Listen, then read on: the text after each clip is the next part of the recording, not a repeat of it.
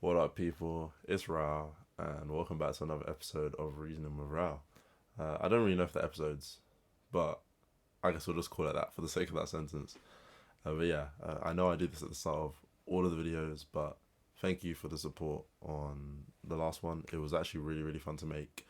Obviously, because I spent so much time on the topic. But yeah, thank you for the support, the likes, the shares, the comments, everything. It's been quite cool to actually engage with it and think about the topic in a different way, obviously. But yeah, today, bit different, bit more niche, I guess, or closer to home. Talking about philosophy. You know, what the value of philosophy is, if it's really a useless course, like all these newspapers and like articles will have you believe it's just a useless degree. So this is kind of just my take on what it's taught me, what I've got from it, and what studying it, even in like small parts, for any of you could do for you. So yeah, like I said, there is a, I don't know if I'd call it a misconception. I'd probably call it a misconception about philosophy as being one of those degrees that's like useless or is not very, very valuable. I think there was an article, I'm not sure who it was, maybe like the Daily Mail or the Independent. They did like a 10 most useless degrees or 10 most worthless like university degrees, and I think philosophy's in there. I'm fairly certain philosophy's in there. If not, it was like an honorable mention or something like that.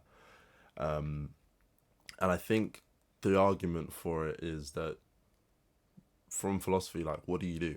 There's often a question that most people that study philosophy do. Like, most of us are asked, like, what are we going to do afterwards?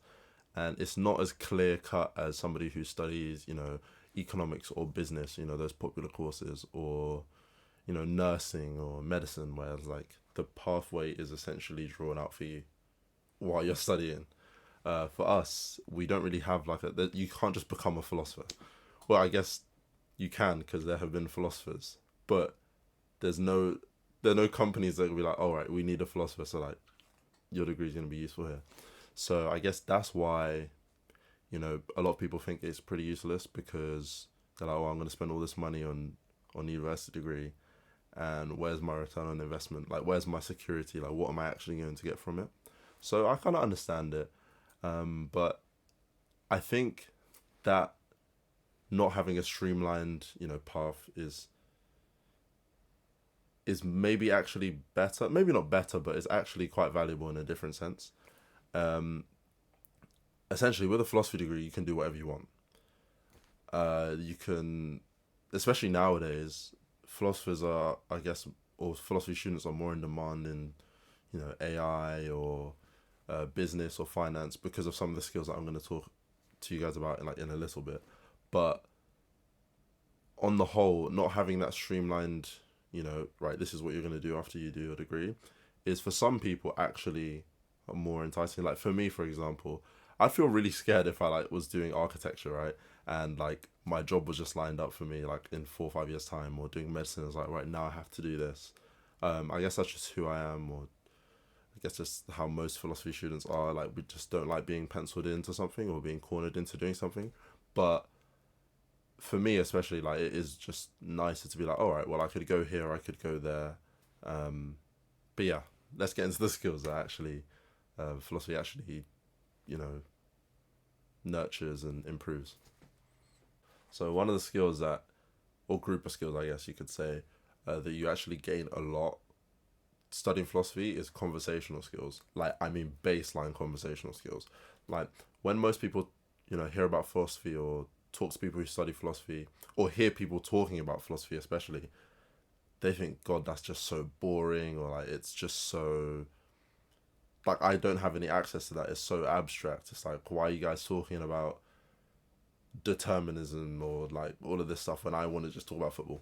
But the skills that you gain from learning philosophy, not so much talking about the philosophical subjects or topics, but it's actually learning like the fundamental structures of arguments, valid arguments, sound arguments, that kind of stuff, that when you apply that to regular conversations, it like kind of opens your mind up to a lot of nuances in conversations that you didn't even know happened, like, or were there before, I should say.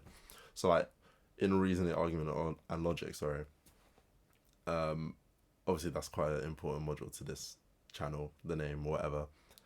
You learn what makes an argument valid, what makes an argument sound, and then those skills, here's a test for a valid argument, here's a test for a sound argument, you can use in conversation. So if somebody's arguing with you, they're like, even if you're having like a silly conversation with your friend about football and they try and tell you that like, I don't know, Arsenal are the best team in the world, and you see some like fallacy in their argument, like you can use the stuff that you learn in philosophy, you can use the skills that you learn, in your lecture in the third week of term, or your seminar when you're having a discussion with your lecturer.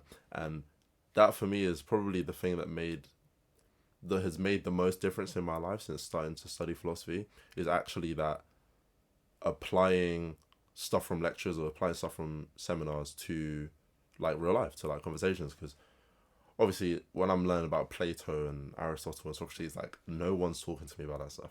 Like that's just for me to write my essays and hand them in, get them marked. But that stuff's not going to be useful when I'm, talking to my friends or my family or anything like that. So those, being able to spot, oh, that's an ad hoc fallacy, or, that's, I don't know, the names, I'm losing them in my mind now, but like being able to point out these different things that I've learned and be able to say, oh, that argument's poor because X, Y, Z, or like that argument's actually really good. I didn't think about it like that because, it's sound or it's valid. It's actually quite valuable. And those conversational skills don't always have to just be like in one-on-one conversations where you're like, your friend's arguing this and then you're arguing something else, or like you're trying to decipher what they're saying. If your friend's saying Arsenal are the best team in the league, you don't really need the conversational skills for that because they're just not.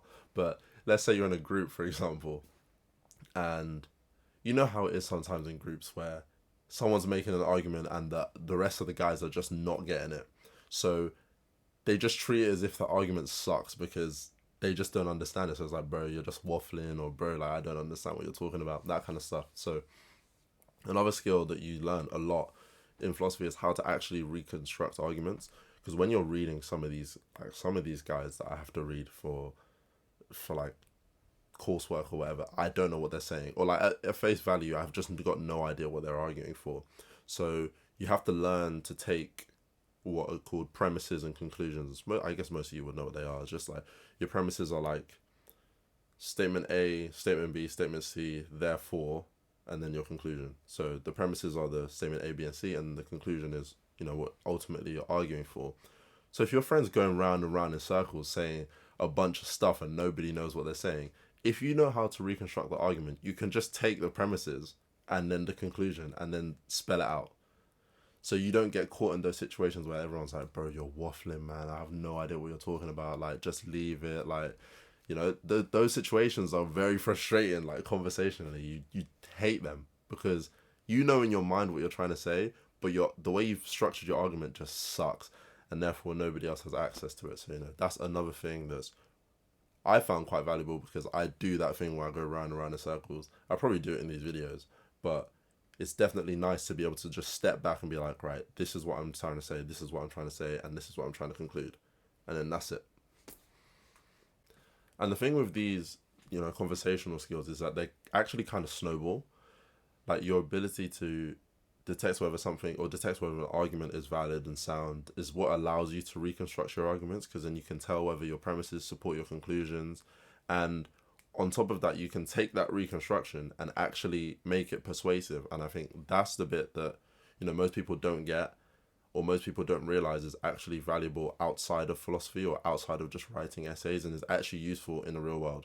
Because as much as, I can persuade my friends, I can also go into a business meeting and I've got my argument, I know it's sound, I know it's valid, and I can reconstruct it in a way that I can put the persuasive stuff last, or I can put the persuasive stuff first, or I can put the gripping, premise first. And it means that when I go into like interviews, or when people who have studied philosophy go into interviews or go into pitches, they often come out doing much better than people who don't have those skills, because they don't know how to reconstruct their arguments, or they don't know exactly where their premises should go to be persuasive in that sense. So I think that's one part of philosophy that most people don't get. And I guess you wouldn't get it. I don't want to be like, oh, you guys just don't get it. But you wouldn't get it unless you learnt the skills or knew how valuable the skills are. And I guess most people don't, because they think philosophy is useless. So, yeah. And the last thing I'll say on the conversational side of like what philosophy brings you is, I know it's going to be cliche. You guys might hate it, might find it cringe, but it's the reasoning. I know that's the name of the channel, Reasoning with Rao, but the reasoning is, one of the most important things because it's very applicable to real life. So, like, let's say I'm reading, like I said, Descartes. I don't really know what he's, talking about at face value when I first read it. But, I understand arguments, so I know if it's valid or sound, and I can restructure it in a way that I can get what he's trying to argue in its, standard forms, what we call it, or just simple form. But I can't just take that at face value. I have to think of why. At least if I'm writing an essay or if I'm trying to, write a reading summary or something like that, I have to be able to think of the rationale, think of why he's arguing what he's arguing. What other beliefs does he have that might lead to him, holding this conclusion? And obviously, it's with his stuff, it's quite abstract, but it's also very applicable to real life. Like if your friend is arguing something with you, or arguing something to you, or tells you about something, you might want to think of the reasons. Like it teaches you to think of the reasons or think of the rationale for why they might be arguing what they're arguing, and it kind of breeds empathy. You don't just take what they're saying at face value. You don't just take it as like, oh, they're saying they're sad, or well, they're feeling hard done by, or they need to get over themselves. Like it teaches you to, reason a little bit, or think of some rationale as to why they're saying what they're saying. And yeah, you might come to the same conclusion that they're feeling sorry for themselves, but at the same time, you might have missed, if you didn't do that, you might have missed something that explains why they're feeling how they're feeling. Maybe you remember a thing from 3 days ago that happened, and maybe that's what triggered them to feel upset, or that kind of thing. It's like just the extra step of doing the reasoning, because like now I do it almost subconsciously.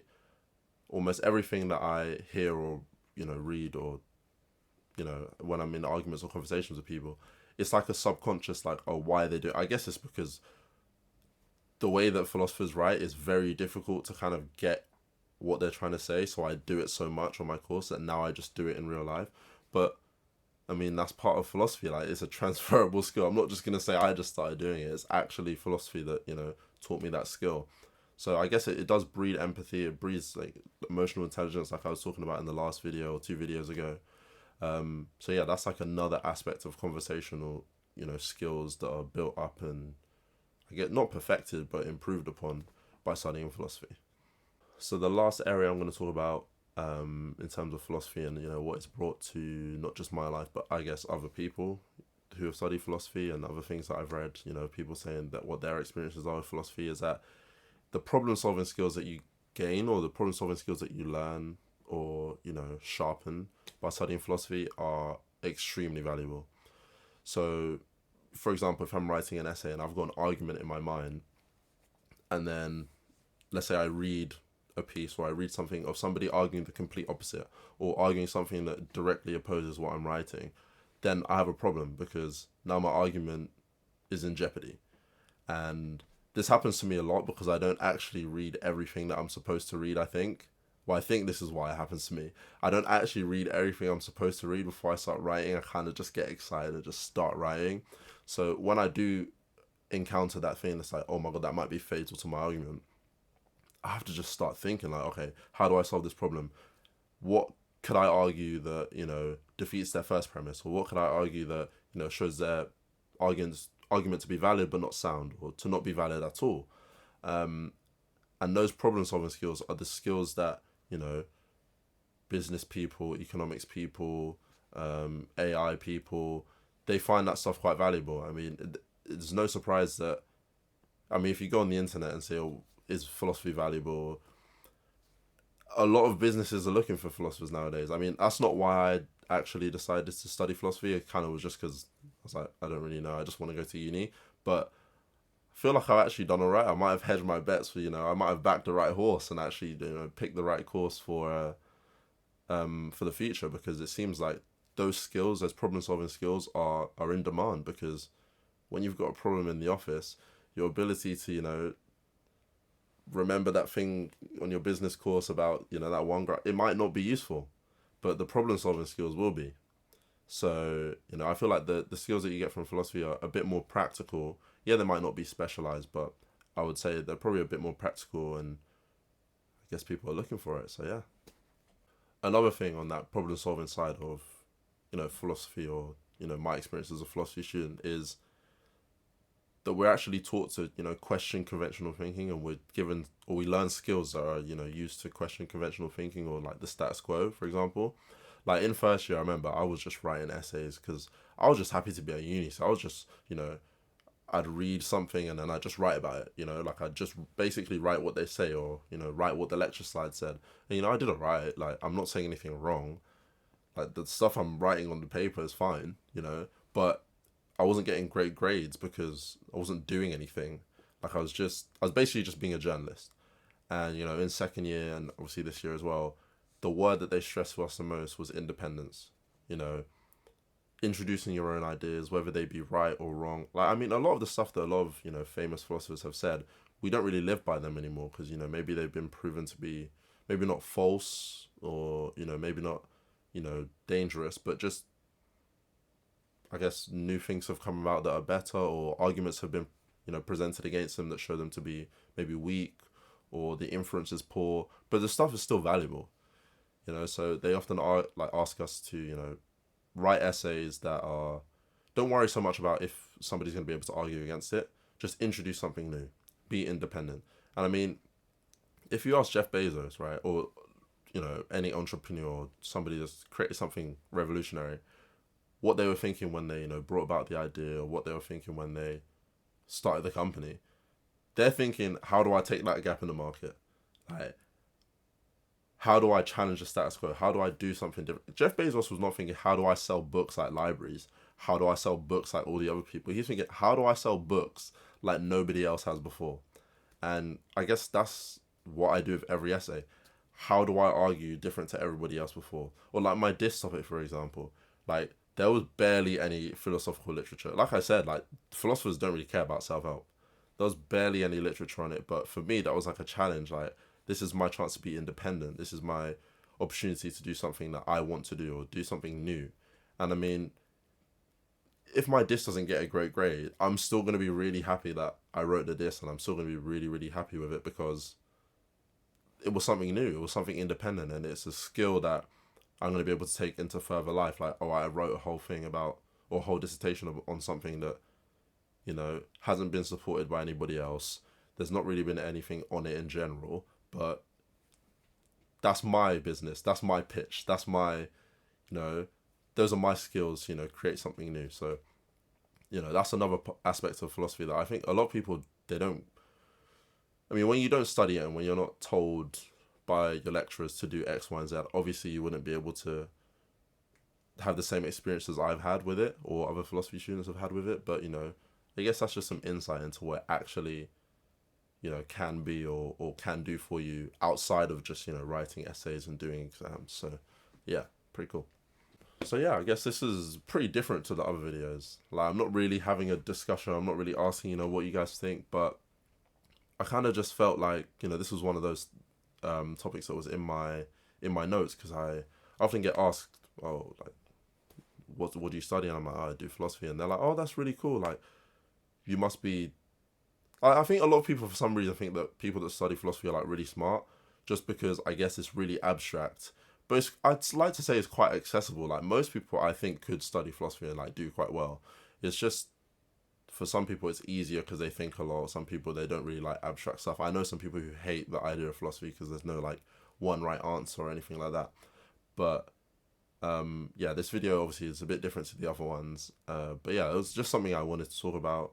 I guess you could learn something from it. You could have some more insight into philosophy. Maybe you'd be a bit interested to like study some or learn some. You could do it on the side. It's really not that intense that, you'd have to like dedicate tons and tons of time to, or anything like that.